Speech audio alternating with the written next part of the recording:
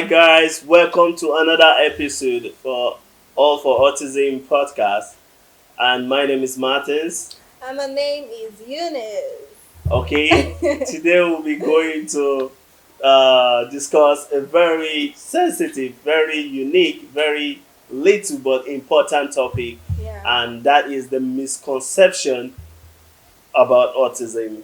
Yes, because autism has so many misconceptions, but we are narrowing it down to the most common ones in our society, and that's we'll be starting with this most important one. Yeah, because in most culture, I've tried to hear from or learn from. This is one of the things that comes up, making autism a spiritual problem.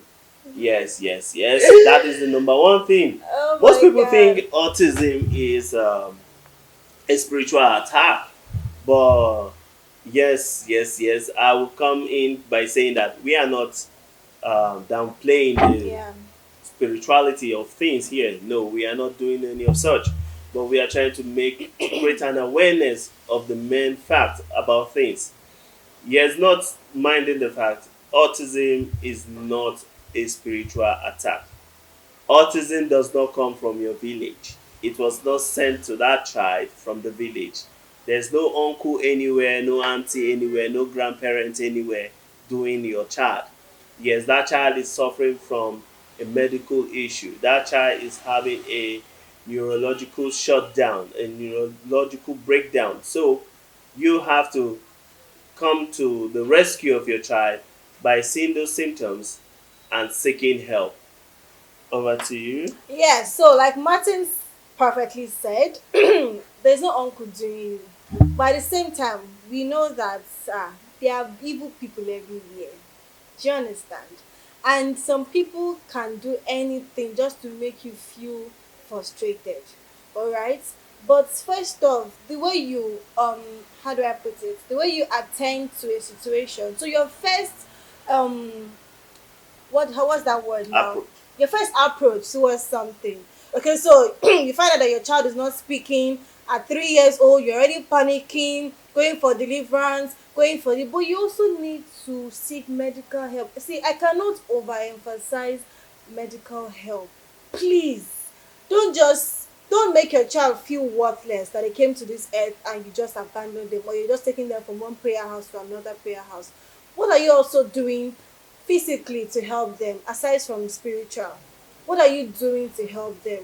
Because when you're praying for the child and you're not even doing anything and your faith is not carrying it and your child is just there and the child is growing, please make sure you seek medical help. We've told you instances where we've had people that kept taking their kids from one prayer house to another prayer house, and I'm not saying there will be no changes, right? yeah. Because we believe in prayer. We are Christians and we pray and we believe in prayer. We believe in God. Okay, but you need to also work towards achieving a solution to that problem. You're praying just like you're in your house, you're not working. And then every day you're praying, God, I need 5 million, I need this, where's the money gonna come from? Somebody can remember you and send you the money. Do you understand? But it's not gonna be on a platter of gold, or it's not gonna come in anytime. There must be something. Maybe you're offering a service, you're working, you're selling something, and the person now pays you in advance or gives you way more than expected. So the point is, please guys, don't just narrow your thoughts or your um all your emotions or all your strength into just praying. Please make sure you're also seeking help. It could be medical help because you're going to need a lot of help. Trust me. Once your child is diagnosed that they have autism, you're going to need all the help you need. You need people, you need assistance. All right. So, moving on to the next point. Another misconception is that autism is caused by bad parenting. So, yeah, autism is not caused by bad parenting. The truth is, anybody, whether you're big, small, average, tall, slim, fat, Anybody, they don't know who you are. Anybody can have an autistic child. Anybody can have autism. It affects anybody. So you're not going to say because I came from this family, I came from that family. It can affect anybody, okay? And this is because there is no particular cause of autism. There's no one thing that say, okay, it is this phone that caused my child to have autism. All right, so Yeah. there are other factors that contribute to a child having autism. It could be the parent's age, it could be drugs, it could be smoking, it could be anything. And that's why we said it's not caused by you being a bad parent. No, you're not a bad parent. Anybody can have autism. You watching this video can have autism. Your child can have it. But the important thing is when the child has been diagnosed or when you've realized that you have autism, what do you do? How do you go about it? Seek for help. And that brings us to the third point, which we talked about. Autistic people does not comprehend or they don't understand. This will come from, will I use the quote, normal humans, Mm-hmm. those that tag themselves to be normal, like I can comprehend, I can understand very quick. That's the word, quick. Autistic people understand in a very slow medium. Yeah. Yeah, very, very slow medium. Like we say, autism, neuro, the brain. So the way their brain process things, it's in a very slow state. Yeah. It doesn't process it faster than yours.